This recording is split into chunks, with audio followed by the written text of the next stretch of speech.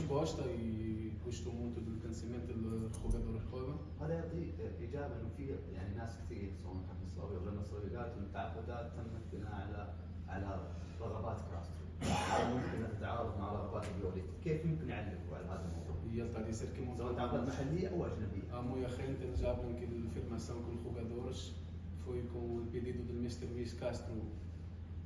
Foi ele que Aquí siempre estamos en la guerra de quién decide, ¿no?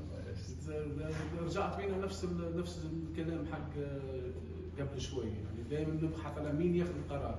No, es una cosa clara, ¿no? También es verdad que una cosa que في حاجة واضحة بس tengo que decir. في الحقيقة يعني في حاجة محتاج أقولها. Nosotros trabajamos internamente mucho. قلت من قبل إن احنا قاعدين نشتغل كثير داخليا. Pero sé también que internamente hay mucho ruido.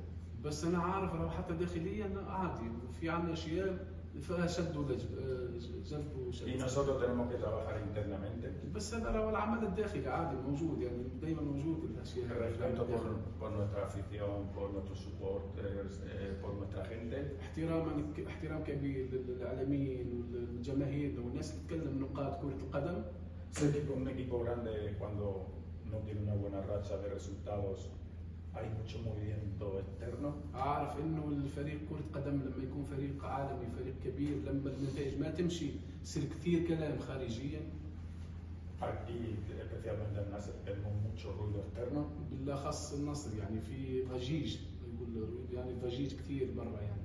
Pero nosotros sabemos que internamente nos estamos haciendo fuertes. بس نهني الجميع ونقول الجميع اللي احنا داخليا رانا قويين يعني.